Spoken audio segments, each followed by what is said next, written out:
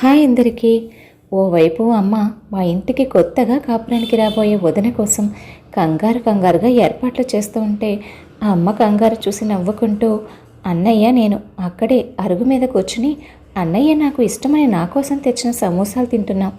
అమ్మా నాన్నలకు నేను అన్నయ్య ఇద్దరమే పిల్లలం. చిన్నప్పటి నుంచి అన్నయ్య నన్ను ఎంతో ప్రేమగా చూసుకునేవాడు. ఇంట్లో ఏమున్నా అమ్మ మా ఇద్దరికి చెరిసగం పెట్టేది. అన్నయ్య తన పాకెట్ మనీలో దాచుకున్న డబ్బుతో నాకు ఇష్టమైన గాజులు, గొలుసులు, టెడ్డీ బేర్లు కొని నాకు గిఫ్ట్గా ఇచ్చేవాడు. వాటిని చూసి నేను ఆనందపడుతుంటే నన్ను చూసి వాడు మురిసిపోయేవాడు. వాడికి రోడ్డు మీద వెళ్తుంటే ఏదైనా షాప్లో ఏదైనా డ్రెస్ నచ్చితే అది నా కోసం కొనుక్కొచ్చేవాడు. అంత ప్రేమ వాడికి నేనంటే. భార్య రాక కోసం ఎదురు చూస్తూ నా పక్కనే కూర్చున్న అన్నయ్యతో, ఒరే అన్నయ్య, ఈ రోజు నుంచి ఇంట్లో ఇంకో మెంబర్ పెరుగుతున్నారు, వదినొస్తుందిగా అన్నాను నేను. ఆ మాటకు వాడు, ఏమీ పెరగర్లేవే, త్వరలోనే నిన్ను మీ అత్తారింటికి తోలేస్తే ఇక్కడ నెంబరు మళ్ళీ తిరిగి యథాస్థితికి వచ్చేస్తుంది అన్నాడు నన్ను ఆట పట్టిస్తున్నట్టుగా. అయ్యో అన్నయ్య, నువ్వు అంతవరకే ఆలోచిస్తున్నావురా. నేను వెళ్ళినా వదిన వచ్చిన తర్వాత ఊరికే ఉంటుందా ఏంటి? సంవత్సరానికి ఒకరు లేకపోతే డబుల్ ధమాకాలాగా ఇద్దరు కవల పిల్లలతో మన కుటుంబం సంఖ్య క్రమంగా పెరుగుతూనే ఉంటుంది అన్నాను నేను.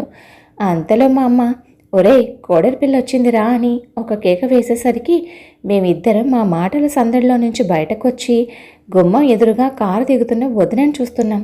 మా వదిన గిల్లితే పాలు కారిపోయేంత తెల్లగా, అందంగా, అందమైన కడుముక్కు తీరుతో నల్లని ఒత్తైన జడతో ఉంటుంది.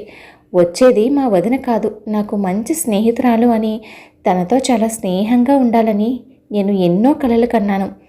వదిన కారు నుంచి దిగేసరికి పరిగెత్తుకుంటూ వెళ్ళి ఆమె చేతిని నా చేతిలోకి తీసుకున్నాను. తను నా వైపు చూసి ఓ నవ్వు నవ్వింది. అలా నాకు ఒక మంచి స్నేహితురాలు దొరికిందని ఆనందపడిన నాకు ఆ ఆనందం ఆవిరైపోవడానికి ఎన్నో రోజులు పట్టలేదు.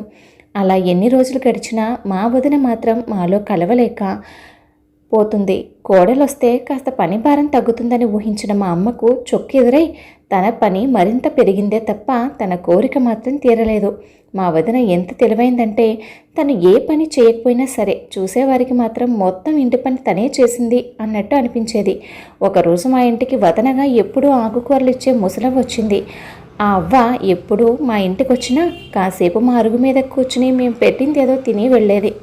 అలా ఆ రోజు మా ఇంటికి వచ్చిన అవ్వ మా వదిన్ని చూసి ముచ్చటపడి ఎలాగైనా తనతో మాటలు కలపాలని మా వదిన ఊరు గురించి, వాళ్ళ అమ్మా నాన్నల గురించి అడిగింది. తర్వాత మాటల సందర్భంలో కట్నం ఎంత ఇచ్చారమ్మా అని అడిగిన అవ్వ ప్రశ్నకు మా వదిన 1,00,000 రూపాయలు పెట్టి కొనుక్కున్నాను వీళ్ళని అనేసింది. వదిన అన్న ఆ మాటకి అప్పటి వరకు నవ్వుతూ ఉన్న ఆ అవ్వ ముఖం వాడిపోయినట్లయింది. నాకేమో ఎంతో ఆశ్చర్యంగానూ బాధగానూ అనిపించింది. 1,00,000 రూపాయలు పెట్టి నువ్వు ఎవరినైనా కొనుండొచ్చు, కానీ నన్ను మాత్రం కొనలేవు అనుకున్నాను నేను. వదిన ఎప్పుడు ఇంతే. అమ్మ వాళ్ళు ఇంట్లో లేనప్పుడు ఇంటికి ఎవరైనా వస్తే వాళ్లతో తన అందచందాల గురించి గొప్పలు చెబుతూ అందమైన తన పక్కన చామన ఛాయితో ఓ మోస్తరుగా ఉండే మా అన్నయ్య ఏ మూలకు సరిపోడు అని చెప్తూ ఉంటుంది. అది మా వదిన మాటలు విన్నప్పుడు అనిపిస్తూ ఉంటుంది నాకు. గాజు ముక్కని చూసి వజ్రమై భ్రమపడినట్లుగా మా అన్నయ్య మా వదిన తెల్లతోలను పైపై మెరుగులను అందాన్ని చూసి తన మనసు కూడా అంతే అందంగా ఉంటుందని భ్రమపడ్డాడు అని. మా అన్నయ్య ప్రాణంగా ప్రేమించే మా వదిన మనసు ఇంత నీచమైనది అని తెలిస్తే వాడు ఏమైపోతాడో అని.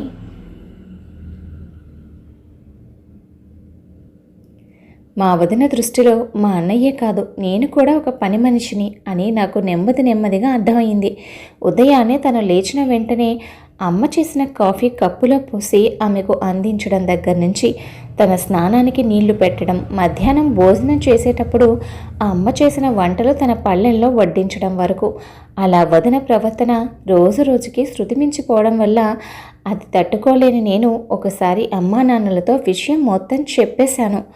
అంతా విన్న అమ్మా నాన్నలు నన్నే మందలించి, నీ ఆడపడుచు పెత్తనం చూపిస్తున్నావా అన్నారు. దాంతో ఇక అప్పటి నుంచి వదిన మీద ఎలాంటి కంప్లైంట్స్ ఎవరితోనూ చెప్పలేదు నేను. అయినా అమ్మా నాన్నల వయసులో సగం కూడా లేని నాకే మా వదిన ఏంటో అర్థమైనప్పుడు ఇంత జీవితాన్ని చూసిన వాళ్లకు మాత్రం అర్థం కాదా ఏంటి అనుకున్నాను. మా వదిన అట్లా ఎంత గొప్పదంటే ఎప్పుడు తన గదిలో నుంచి బయటకు రాని తను ఇంటికి ఎవరైనా చుట్టాలు వస్తే మాత్రం ఇంట్లో పని మొత్తం తను ఒక్కతే చేస్తున్నట్టు నటించేస్తుంది. ప్లేట్లో భోజనం పెట్టి కలిపి మరీ నా నోట్లో ముద్దలు పెట్టేస్తుంది బలవంతంగా. అది చూసిన వాళ్ళందరూ అలాంటి కోడలు మా ఇంటికి రావడం మా అదృష్టం అంటారు. మధ్యాహ్నం భోజనం చేశాక తన గదిలోకి వెళ్ళి తలుపులు వేసుకునే మా వదిన మళ్ళీ సాయంత్రం 6 గంటలకు ఆ రాణిగారి మందిరం తలుపులు తెరుచుకుంటాయి.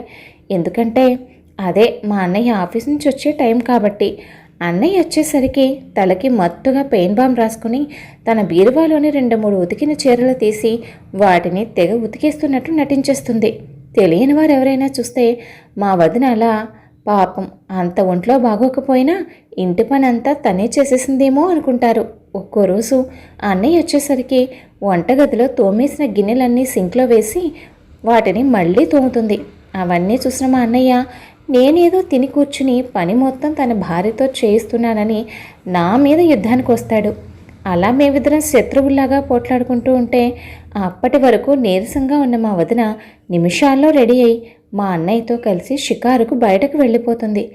అసలు పెళ్ళికి ముందు వరకు అంత తెలివిగా లాజిక్గా ఆలోచించే మా అన్నయ్య మా వదిన ఉతికిన చీరలు ఆ వారంలో ఒక్కసారి కూడా తన ఒంటి మీద కనబడలేదని ఎందుకు ఆలోచించడో నాకు అర్థం కాదు. మరి నాకు అప్పుడప్పుడు అనిపిస్తూ ఉంటుంది, ఎక్కడో పుట్టి ఎక్కడో పెరిగి ఈ ఇంటికొచ్చి ఒకే తల్లి కడుపును పుట్టి పెరిగిన మా మధ్య తనిలా గొడవలు పెడుతుందా అని. అసలు ఎన్ని సంవత్సరాలు నాకు మా అన్నయ్యకు మధ్య ఉన్న ప్రేమ నిజమైన ప్రేమ కాదేమో అని. అదే నిజమైతే మేము ఇలా భద్రశత్రువులాగా మారేవాళ్ళమా అని.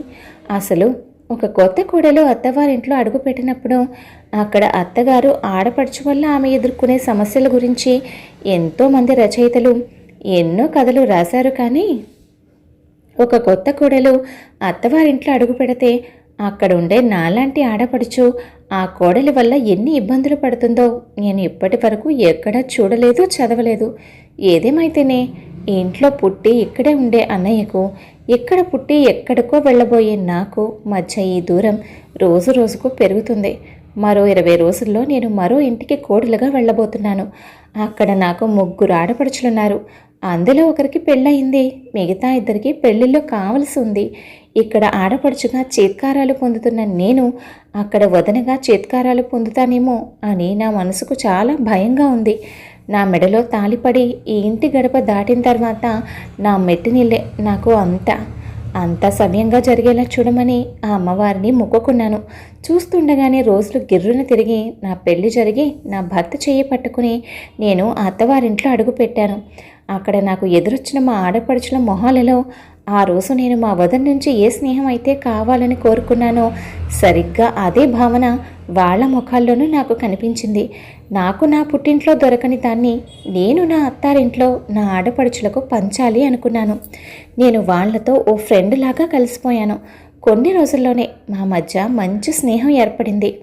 వాళ్ళ అమ్మ, నాన్న, అన్నయ్యలతో పంచుకోలేని విషయాలు కూడా వాళ్ళు నాతో పంచుకునేవారు. మొత్తానికి ఆ అమ్మవారి దయ వల్ల ఓ మంచి మెట్టినింట్లో నా జీవితం హాయిగా ఆనందంగా సాగిపోతుంది. ఇంతకీ మీతో నా పేరు చెప్పలేదు కదూ. నా పేరు రాగసుధ. కథ విన్నారు కదా, చిట్టి కథ. కథపై మీ అభిప్రాయాన్ని తప్పకుండా కామెంట్ చేయండి. మరొక మంచి కథతో మళ్ళీ కలుద్దాం. ఉంటాను మరి.